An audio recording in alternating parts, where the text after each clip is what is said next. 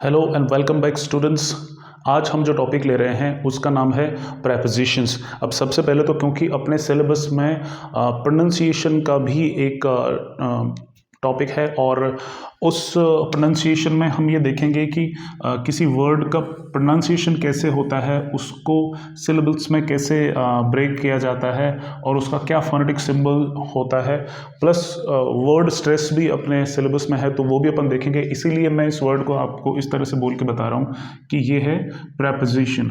Preposition इस तरह का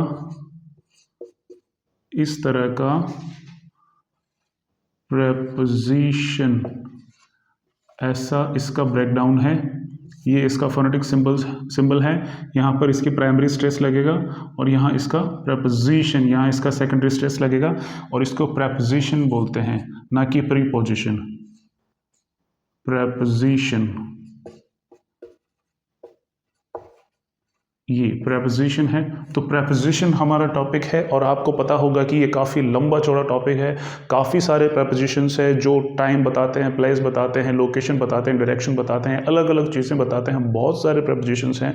हम कोशिश करेंगे कि ज़्यादातर को उनमें से इंक्लूड करें अपने इस वीडियो में, ताकि आपको ज़्यादा से ज़्यादा हेल्प मिल सके। जो भी मोस्ट इंपॉर्टेंट प्रेपोजिशंस है उनको हम देखने की कोशिश करेंगे और समझने की कोशिश करेंगे, ताकि एग्जाम में आप उनसे रिलेटेड क्वेश्चन को सॉल्व कर पाओ अच्छे से। तो जब बात करते हैं प्रेपोजिशंस की, तो प्रेपोजिशंस वन बाय वन हम देखेंगे। उससे पहले हम ये समझ लेते हैं कि प्रेपोजिशन एक्चुअल में होता क्या है। प्रेपोजिशंस जो होते हैं, हमने देखा पार्ट्स ऑफ स्पीच में इनको इंक्लूड करते हैं और पार्ट्स ऑफ स्पीच में उन चीज़ों को इंक्लूड करते हैं जो वर्ड्स हैं, वर्ड्स से जो चीज़ें बनी हैं। तो प्रेपोजिशंस भी वर्ड्स ही हैं, प्रेपोजिशंस भी वर्ड्स ही हैं और ये इस तरह के वर्ड्स हैं कि ये क्या करते हैं, ये कनेक्ट करते हैं, ज्वाइन करते हैं। These can also be considered as joining words. Prepositions are joining words. अगर आपसे पूछ ले कि what type of words prepositions are, तो आप कहेंगे joining words. Prepositions joining words होते हैं। अब ये किसको ज्वाइन करते हैं, आप देखो। अगर आप एक सेंटेंस लो यहाँ पे, the book is on the table, ये बहुत ही कॉमन सेंटेंस है। अब इस सेंटेंस को जब आप ध्यान से देखो तो आपको देखते समझ में आ गया होगा कि ऑन प्रेपोजिशन है इसमें। तो जो ये ऑन प्रेपोजिशन है, ये क्या कर रहा है, ये द बुक, ये नाउन है, नाउन फ्रेज इसको आप कह सकते हो। नाउन और इसमें डिटर्मिनर भी है तो नाउन फ्रेज इसको कह सकते हो। द टेबल, इसमें भी डिटर्मिनर और नाउन है तो इसको भी आप नाउन फ्रेज कह सकते हो। तो ये प्रेपोजिशन क्या करता है, इन वर्ड्स को इन वर्ड्स से जोड़ रहा है। अगर यहाँ पर ऑन नहीं होता तो बुक का टेबल से कनेक्शन कौन बताता। तो ये जो द बुक है उसको द टेबल से जोड़ने का काम क्या कर रहा है, ये प्रेपोजिशन कर रहा है। तो these are joining words, the prepositions are joining words. अब किन किन को ज्वाइन करते हैं, ये आप कॉमनली देख लो कि प्रेपोजिशंस नाउन्स को, प्रोनाउंस को और नाउन फ्रेज भी आप कह सकते हैं, नाउन्स को, प्रोनाउंस को, नाउन फ्रेजेस को, इनको कॉमनली ये जोड़ने का काम करता है। और भी वर्ड्स हो सकते हैं तो इस तरह से। और आप इसमें जेरन भी लिख सकते हैं, जेरन, इनको ये जोड़ने का काम करता है। आप इन तीनों सेंटेंसेस को ध्यान से देखिए। पहला सेंटेंस मैंने आपको समझा ही दिया था, एक बार और देख लेते हैं। The book is on the table, ये जो ऑन है ये द बुक और द टेबल, ये जो नाउन फ्रेजेस है इनको जोड़ रहा है। नेक्स्ट सेंटेंसेस में आप देखिए, दिस इज फॉर यू, ये फॉर जो है ये प्रेपोजिशन है। ये फॉर प्रेपोजिशन क्या कर रहा है कि ये आपके लिए है, आपके लिए ये है। ये दोनों वर्ड्स को कनेक्ट करने का काम कर रहा है। अब ये दोनों वर्ड्स क्या है, क्या है दोनों वर्ड्स, प्रोनाउंस। ये भी प्रोनाउन है and this one is also a pronoun. तो ये दोनों प्रोनाउंस है। तो प्रोनाउंस को कनेक्ट करने का काम यहाँ पे क्या कर रहा है, प्रेपोजिशन कर रहा है। क्योंकि अगर ये प्रेपोजिशन नहीं होता तो इस सेंटेंस में वर्ड्स में कनेक्शन ही नहीं हो पाता, वर्ड्स आपस में रिलेट ही नहीं कर पाते। नेक्स्ट सेंटेंस आप देखो, आई एम थिंकिंग, ये क्या है, of watching A movie. Thinking एक प्रोसेस है, वॉचिंग एक प्रोसेस है, एक चीज़ इसको मान सकते हो आप। और जो चीज़ होती है, जो प्रोसेस होती है, जो आइडिया होता है, वो क्या होता है, वो नाउन होता है। और ये कौन सा नाउन है, ये वर्बल नाउन है। वर्बल नाउन, वर्ब में आईएनजी लगा के आप उसको नाउन बना देते हो। वर्बल नाउन, वर्ब में आईएनजी लगा के जब आप उसको नाउन बना देते हो तो वो वर्बल नाउन हो जाता है और उसको ग्रामर की भाषा में कहते हैं जैरंड। जैरंड उसको कहते हैं। तो ये भी जैरंड है और ये भी जैरंड है, और इन दोनों जैरंड्स को जोड़ने का काम कौन कर रहा है? ये ऑफ एज अ प्रपोजिशन इन दोनों जैरंड्स को जोड़ने का काम कर रहा है। तो आप कहते हो कि I am thinking of watching A movie, क्योंकि अगर ऑफ प्रपोजिशन नहीं होता तो ये सेंटेंस इसमें जो आपस में वर्ड्स हैं वो कनेक्ट नहीं कर पाते। तो हम क्लियरली कह सकते हैं कि प्रपोजिशन एक ऐसा पार्ट्स ऑफ स्पीच है, प्रपोजिशन एक ऐसा वर्ड है जो कि सेंटेंस में आने वाले अलग अलग वर्ड्स को कनेक्ट करने का, ज्वाइन करने का, आपस में रिलेट करने का काम करता है। जरूरी नहीं है कि प्रपोजिशन जो है वो एक ही वर्ड का होता है। जैसे हमने बताया कि ऑफ एक प्रपोजिशन है, ऑन एक प्रपोजिशन है, फ्रॉम एक प्रपोजिशन है। तो ऐसा जरूरी नहीं है कि एक ही वर्ड के प्रपोजिशंस होते हैं। देखो, इन प्रपोजिशन होता है, अप प्रपोजिशन होता है, अप टू प्रपोजिशन होता है, इंस्पायर ऑफ प्रपोजिशन होता है। तो ये देखो आप एक वर्ड का दो वर्ड्स के प्रपोजिशन और 1, 2 and 3 वर्ड्स का एक प्रपोजिशन है। तो प्रपोजिशंस अलग अलग टाइप के होते हैं, बाकी फंक्शन उनका एक ही होता है। अब एक चीज़ मैं और आपको बता दूं, आप अपना कंफ्यूजन दूर कर लें, कि आपने पढ़ा होगा कि ऑफ मीन्स का, की, ऑन मीन्स पर या फिर ऊपर, फ्रॉम मीन्स से, इन मीन्स में, अप मीन्स ऊपर। ये जो चीज़ें हैं ये जो है परमानेंट नहीं है प्रेपोजिशन। जब आप पढ़ने जाओगे तो ऐसा ज़रूरी नहीं है कि हमेशा ही आपके सेंटेंस में ऑफ आया और उसका मीनिंग का, के, की ही हो। नहीं, बिल्कुल नहीं। ऐसा ज़रूरी नहीं कि आपके सेंटेंस में ऑन आया और उसका मीनिंग ये हो, फ्रॉम आया और उसका मीनिंग से हो, इन आया और उसका मीनिंग में हो। अलग अलग सर्कमस्टेंसेस में, अलग अलग सिचुएशन में जब आप प्रेपोजिशन यूज़ करने जाओगे तो उसका मीनिंग अकॉर्डिंगली चेंज होता जाएगा। और इसका 1 to 1 आप नहीं कह सकते कि ऑन मीन्स पर ही होता है हमेशा ही। नहीं, अलग अलग जगह पे उसका अलग अलग मीनिंग निकलता है, और इसी वजह से आपको एग्जामिनर कंफ्यूज करता है जब वो ब्लैंक स्पेस देता है और आप उसको हिंदी मीनिंग निकाल के उसको गलत भर देते हो। तो वैसे नहीं भरना, आपको कैसे भरना है, जैसा मैं आपको बताता हूँ। जिस तरह से अभी तक प्रपोजिशंस आपने पढ़े हैं, ये जो बोर्ड पे मैंने सेंटेंसेस लिखे हैं, एक ही बार में सारे लिख दिए। ये जो बोर्ड में मैंने सेंटेंसेस लिखे हैं, इनको जब आप देखोगे, इनका मीनिंग जब आप जानोगे, तो आपकी प्रपोजिशन की सारी नॉलेज धरी की धरी रह जाएगी और आप सोच में पड़ जाओगे कि जो प्रपोजिशंस हमने अब तक पढ़े थे वो तो कुछ और ही थे। आप देखो, पहला सेंटेंस जो है वो एक्चुअल में ये था, लेकिन जगह नहीं बची इसलिए मैंने फिर ऊपर लिख दिया। तो आप कोई सा भी सेंटेंस पहले देख लो, एक ही बात है। अब यहाँ से अपन शुरू करते हैं। पहला सेंटेंस है what is wrong with it. What is wrong with it, इसमें गलत क्या है, इसमें। तो यहाँ पर विद का मीनिंग हो रहा है मैं, ठीक है। इसमें गलत क्या है, मैं। जबकि आपको पढ़ाया गया है कि इन मीन्स मैं होता है, ठीक है, लेकिन यहाँ तो विद मीन्स भी मैं हो रहा है। दूसरा सेंटेंस आप देखो, ही इज इन अजमेर, वो अजमेर में है। इन मीन्स में होता है, ये तो आपने पढ़ा ही है। यहाँ विद मीन्स भी में हो रहा है। तीसरा सेंटेंस आप देखो, I bought this book for 100 rupees. For 100 rupees, 100 रुपये मैं खरीद के लाया हूँ। मैंने ये बुक 100 रुपये में खरीदी है। तो यहाँ फॉर का मीनिंग भी में हो रहा है। नेक्स्ट आप देखो, the ball fail into the जग। जो बॉल है वो जग में गिर गई। तो इनटू मीन्स भी में हो रहा है, इनटू मीन्स भी में हो रहा है। नेक्स्ट सेंटेंस आप देखो, they are on the way, रास्ते में है, वो रास्ते में चल रहे हैं। They are on the way, वो आ रहे हैं। They are on the way, वो रास्ते में है, रास्ते में है। ऑन मीन्स भी में हो गया, जबकि आपने ऑन मीन्स तो पर पढ़ा है, ऑन मीन्स यहाँ में हो गया। नेक्स्ट सेंटेंस आप देखो, tell me the time by your watch. तुम्हारी घड़ी में कितना बजा है ये मुझे बताओ। तुम्हारी घड़ी में, बाय योर वॉच, तुम्हारी घड़ी में। बाय मीन्स भी में हो गया, देखो आप, बाय मीन्स भी मैं हो गया। नेक्स्ट सेंटेंस आप देखो, he is good at English. Good at English, English में अच्छा है। किस में अच्छा है, इंग्लिश में। एट मीन्स भी मैं हो गया। अब देखो आप next sentence, it is 15 to 8। 8 बजने में 15 मिनट बाकी है। 15 to 8, 8 बजने में। टू मीन्स भी मैं हो गया, टू मीन्स भी मैं हो गया। 8 बजने में 15 मिनट बाकी है, टू मीन्स में। He is on the committee, he is in the committee नहीं बोलते हैं, ऑन द कमिटी बोलते हैं। वो कमिटी में है, मतलब कमिटी का एक मेंबर है। तो he is on the committee, वह कमिटी में है। ऑन मीन्स में हो गया, ये देखो ऑन मीन्स में हो गया। नेक्स्ट आप देखो, what do you take for dinner, तुम डिनर में क्या लेते हो, डिनर में क्या लेते हो। फॉर मीन्स भी में हो गया, फॉर मीन्स भी में हो गया। He is busy with his work, अपने काम में व्यस्त है। He is busy with his work, वो अपने काम में व्यस्त है। विद मीन्स भी में हो गया, ये देखो आप चमत्कार। He is busy with his work, अपने काम में व्यस्त है। तो बात ऐसी है कि मैंने आपको स्टार्टिंग में ही कहा था, लेक्चर के स्टार्टिंग में ही, कि किसी प्रपोजिशन का जो मीनिंग आपने डिक्शनरी में पढ़ा हुआ है वो होता है, ऐसा ज़रूरी नहीं है। अलग अलग सर्कमस्टेंसेस में उसका मीनिंग चेंज होता रहेगा, आपको ये समझना पड़ेगा।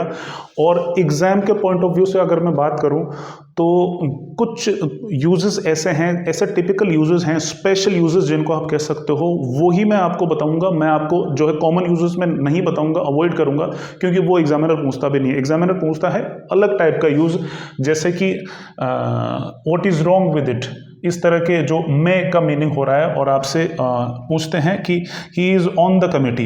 अब आप देखोगे कि कमिटी में है तो फिर आप इन कर दोगे उसमें, जबकि आएगा ऑन।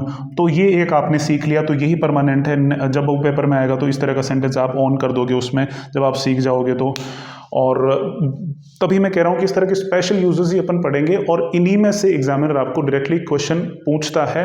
और हो सकता है, पॉसिबिलिटी है कि ये जो मैंने सेंटेंसेस लिखे इनमें से भी कोई सेंटेंस एग्जाम में आपके आ जाए, क्योंकि ये रिपीटेडली आते ही रहते हैं। इस तरह के जो सेंटेंसेस हैं, देखिए आप one by one. China is in the north of India, कि चाइना जो है भारत के नॉर्थ में है, उत्तर में है।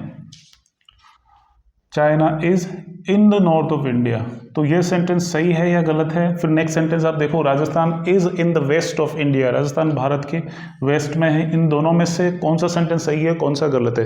देखो, China is in the north of India का मतलब है कि चाइना भारत का ही पार्ट है, और पूरे भारत में नॉर्थ की तरफ चाइना है, और वो भारत के अंदर ही है। तो क्या चाइना भारत के अंदर है? नहीं है, तो ऐसा नहीं होगा, ये सेंटेंस बिल्कुल ही गलत है। नेक्स्ट सेंटेंस आप देखो, Rajasthan is in the west of India. अब राजस्थान भारत के वेस्ट में है और भारत के अंदर ही है, यह सेंटेंस बिल्कुल सही है। तो ऊपर वाले सेंटेंस में आप क्या करेक्शन करोगे, आप लिखोगे China is north of India, China is north of India, कि भाई चाइना भारत का उत्तर है, भारत जब खत्म हो जाता है तो उसके बाद चाइना शुरू होता है, ऐसा है। China is north of India, Rajasthan is in the west of India, Sri Lanka is south of India. In नहीं लिखेंगे, इन लिखने से क्या हो जाता है, वो अंदर हो जाता है। Bangladesh is east of India, Bangladesh Bharat की, बोलने में ऐसे बोलते हैं हिंदी में, इसीलिए आप गलत कर देते हो। देखो, Sri Lanka is south of India, Sri Lanka Bharat के दक्षिण में है बोलते हैं, इसलिए आप इन लगा देते हो, जबकि नहीं लगाना है। Bangladesh is east of India, West Bengal is in the east of India. Bangladesh तो भारत के ईस्ट में है, लेकिन भारत से बाहर है, लेकिन वेस्ट बंगाल भारत के अंदर है, इसलिए इन लगेगा। तो इस तरह से प्रेपोजिशंस में आपको कंफ्यूजन हो सकता है। आगे और देखिए, the book is on the table, table पे है। The book is on the table, on the shelf. देखो, the book is on the table, तो टेबल पर है, टेबल पर रखी हुई है तो ऑन यूज करेंगे, ये तो बहुत कॉमन है। लेकिन शेल्फ में है, ड्रॉअर में है, अंदर है उसके, तो आप लिखेंगे इन द शेल्फ, और वो आपका गलत हो जाएगा, क्योंकि इन द शेल्फ नहीं होता है, ऑन द शेल्फ होता है। The book is on the table, on the shelf. The birds are sitting on the tree, पेड़ पर बैठे हैं, ये बिल्कुल गलत है, आपको लिखना है the birds are sitting in the tree. आप ऑन कब लिखोगे, जब ऐसे आएगा, on the branches of the tree, on the branches of the tree हो सकता है, ऑन द ट्री नहीं होगा, क्या होगा, इन द ट्री, क्योंकि पेड़ के अंदर बैठे हैं, वो ब्रांचेस की बात आपने नहीं करी है। The birds are sitting in the tree, in सही है इसमें, और अगर ऑन होगा तो क्या होगा, on the branches of the tree. Next है, I told him on his face, मैंने यह बात जो है उसके मुंह पर कही। तो क्योंकि हिंदी में हम बोलते हैं कि मुंह पर कह दी बात, तो पर के लिए हम ऑन यूज कर देते हैं, जबकि ये नहीं होगा, इसमें होगा I told this to his face, मुंह पर कही। अब ऐसा ही होगा भाई, अंग्रेज़ों ने ये तो कहा नहीं कि भाई तुम हमारा जो है हिंदी में ट्रांसलेशन करो और ये मीनिंग निकालो, तो वो तो इंग्लिश में तो जैसा होगा वैसा ही होगा, आपके ट्रांसलेशन करने से कुछ नहीं होगा, गलत और हो जाएगा आपका question. I told this to his face, मुंह पर कह दी ये बात, तो पर के लिए भी टू यूज़ हो रहा है। She is coming from Paris, London से आ रही है, पेरिस से आ रही है, अमेरिका से आ रही है, और फ्रॉम का मतलब वैसे भी हिंदी में सही होता है। She is coming from Paris, Paris से आ रही है, लेकिन किसी बीमारी से कोई मर गया तो died of TB, of TB, of malaria, of typhoid, of लिखेंगे, फ्रॉम नहीं लिखेंगे, लेकिन died in an accident, died in an accident, in. और कुछ स्पेशल यूजेस हैं, ये आप देखो, ही राइट्स, पूरा सेंटेंस लिख लो, ही राइट्स, पेन से लिखता है, in pen, in ink, in pen, in pencil, pen से लिखता है, स्याही से लिखता है, पेंसिल से लिखता है, तो से लिखता है, लेकिन यहाँ यूज होगा in. He writes in ink, in pen, in pencil. लेकिन ऐसे भी होता है with a pen, with a pencil, ऐसे भी होता है। तो भाई ये स्पेशल यूजेस हैं और यहाँ से आपके क्वेश्चंस आने की बहुत ज़्यादा पॉसिबिलिटीज़ है, तो इनको आप अच्छी तरह से समझ लें। अब आगे है, I congratulated her on her success, उसकी सफलता पर मैंने उसको जो है बधाई दी। I congratulated her on her success, लेकिन I congratulated her for organising the beautiful ceremony. ये फॉर इसलिए आया है क्योंकि जेरेंड से पहले फॉर आता है, ये तो नाउन था तो ऑन कर दिया हमने, लेकिन ऐसे केसेस में अगर पीछे जेरेंड आएगा, ऑर्गेनाइजिंग एक जेरेंड है, इसलिए हम फॉर करते हैं। I congratulated her for organising the beautiful ceremony.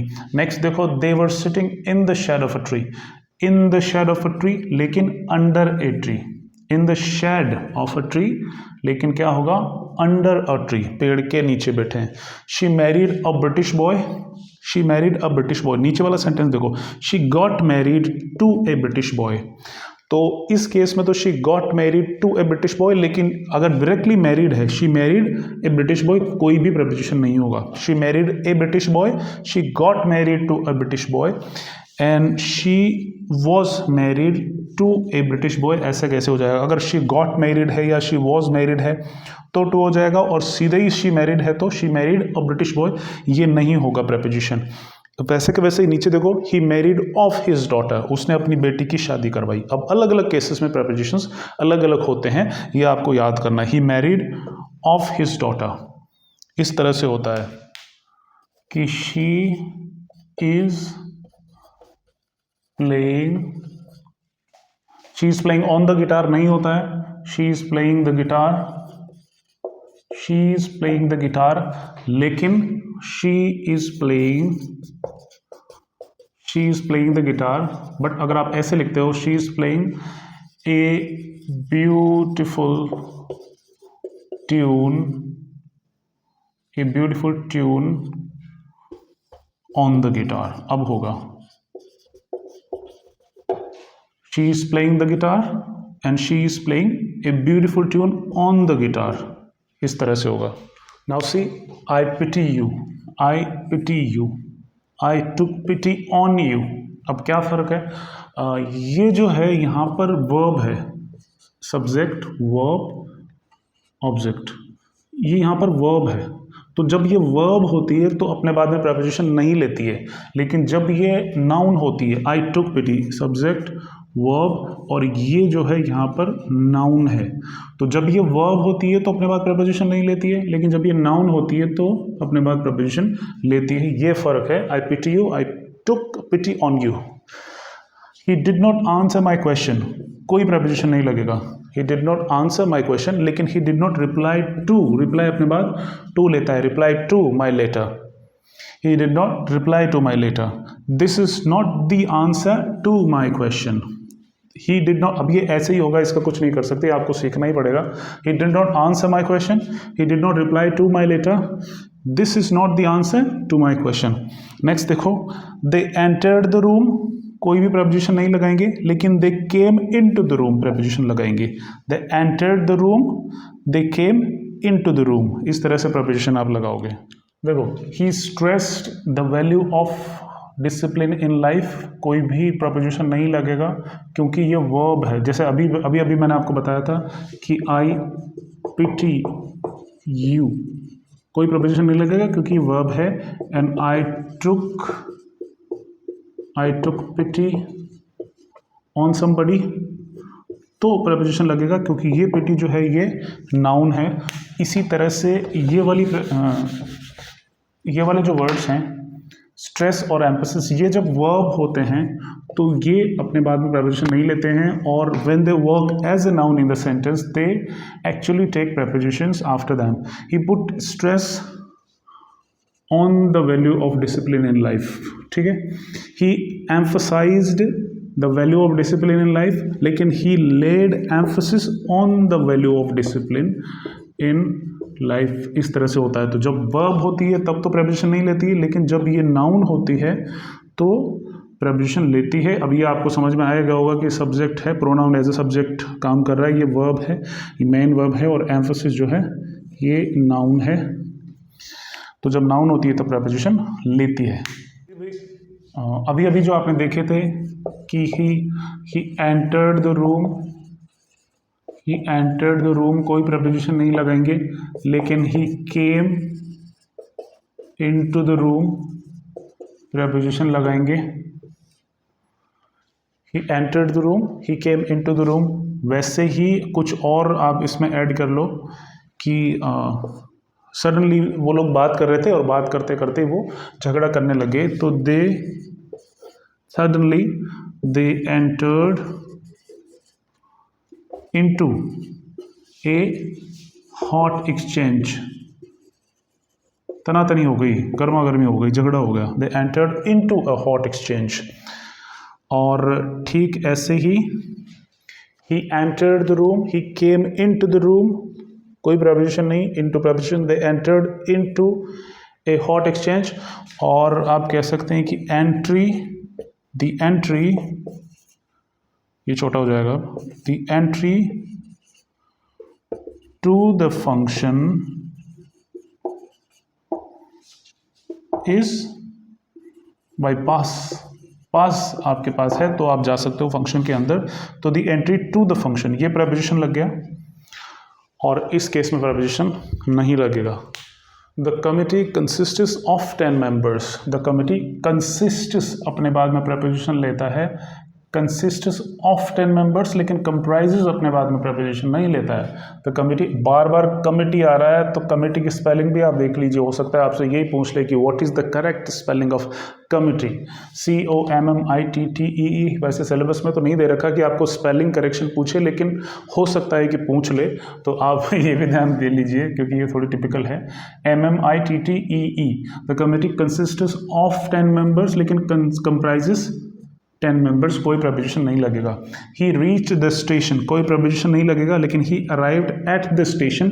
Small places के लिए हम एट का यूज़ करते हैं, छोटी जगह जो होती है उनके लिए हम एट का यूज़ करते हैं, और जो बड़ी जगह होती है, अब ये डिपेंड करता है समझने वाले के ऊपर कि वो, अब कोई ऐसा हो सकता है जो दिल्ली को ही स्मॉल प्लेस समझता हो, या कोई ऐसा हो सकता है जो इंडिया को ही स्मॉल प्लेस समझता हो।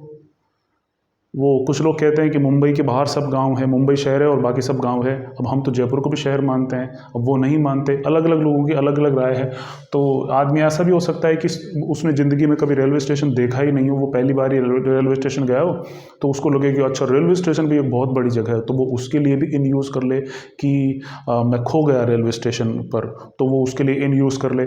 तो ये डिपेंड करता है, लेकिन जनरली ऐसा होता है कि हम स्मॉल प्लेसेस के लिए एट यूज़ करते हैं, और बड़ी जगह के लिए ही अराइव्ड इन लंदन। अब मैंने लंदन को बड़ा माना है, हो सकता है किसी ने बहुत दुनिया देखी हो तो उसके लिए लंदन भी बड़ा नहीं हो, यूके बड़ा हो, और यूके के लिए वो इन यूज़ करे और लंदन के लिए एट यूज़ कर ले कि ही arrived at the airport of London, क्योंकि एयरपोर्ट तो छोटी जगह ही है ना, तो वो तो हो ही सकता है। तो आप देखो, ही अराइव्ड एट द स्टेशन, पहले तो ही रीच्ड द स्टेशन, कोई प्रपोजिशन नहीं लगेगा। ही arrived at the station, he arrived in London, बड़ी जगह के लिए।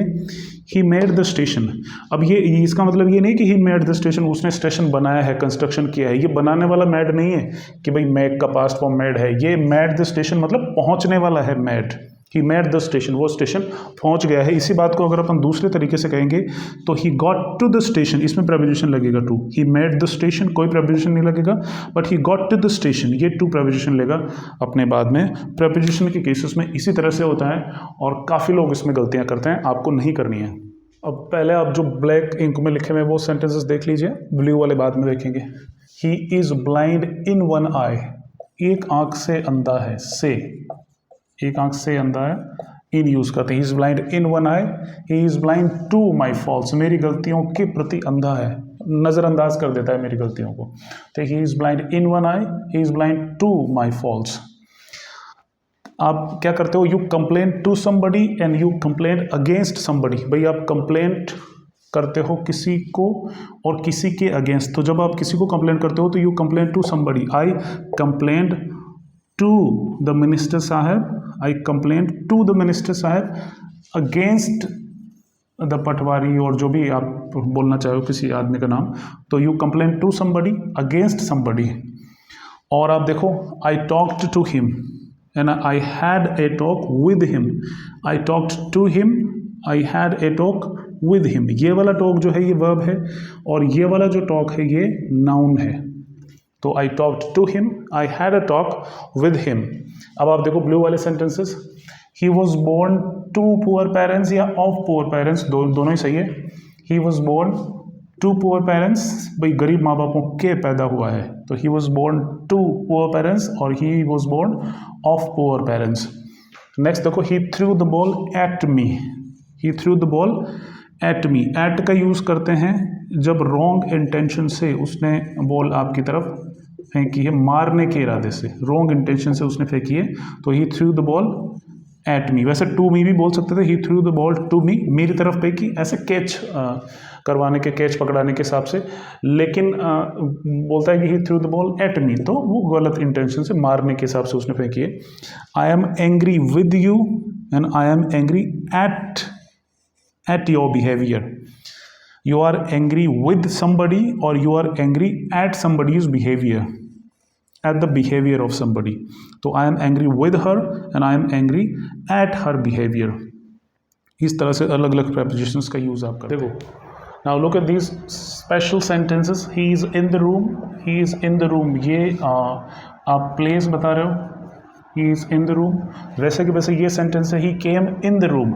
अब वैसे he came in the room grammatically incorrect नहीं है, सही है। इनमें केवल आप प्लेस पे जोर दे रहे हो, प्लेस पे जोर दे रहे हो, लेकिन into is more common, into आप ज़्यादा यूज़ करते हैं। he came into the room क्योंकि आप प्लेस में मोशन बताते हैं। इंटू से आप क्या करते हैं, इंटू से आप प्लेस में मोशन बताते हैं, मूवमेंट बताते हैं। जब आप ही केम इन द रूम करते हो तो वो गलत नहीं होता, लेकिन इसमें केवल प्लेस पर ही जोर होता है कि वो कमरे में आया, अभी वो कमरे में है, वो प्लेस बता रहा है केवल।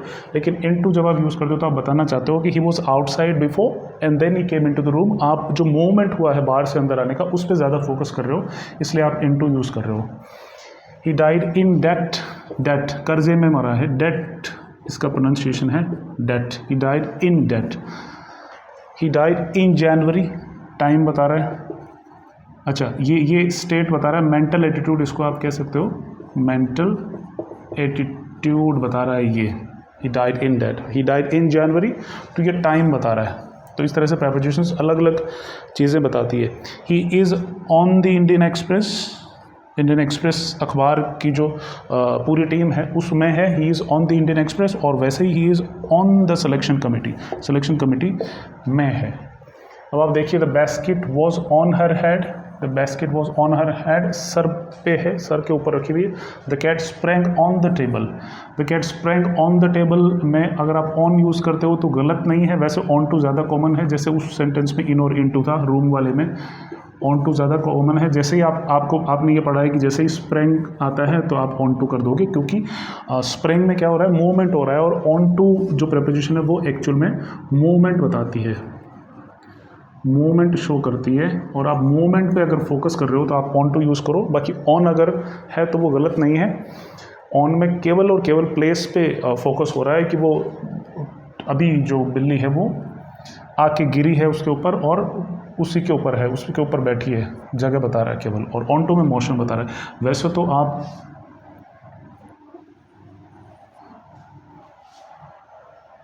ऑन और ऑन टू दोनों यूज़ कर सकते हैं, ऑन टू ज़्यादा कॉमन है। ही डाइड इन डेट, ये अपने देख लिया पहले। He came on Sunday, he came on Sunday. तो इस तरह से प्रेपोजिशंस के अलग अलग स्पेशल यूजेस आपने देखे। मोस्ट कॉमनली इसी तरह के क्वेश्चंस आपको एग्जाम में पूछे जाते हैं। अब आप ये सोच रहे होंगे कि प्रोपोजिशंस 1 बाय 1 हमने पढ़े नहीं, अब तो इसका पार्ट 2 और आएगा, और पार्ट 2 में हम देखेंगे कि प्रेपोजिशंस एक एक प्रेपोजिशंस लिख के उनके और कुछ कॉमन और अनकॉमन जो यूजेस हैं उनके बारे में हम पढ़ेंगे। तब तक के लिए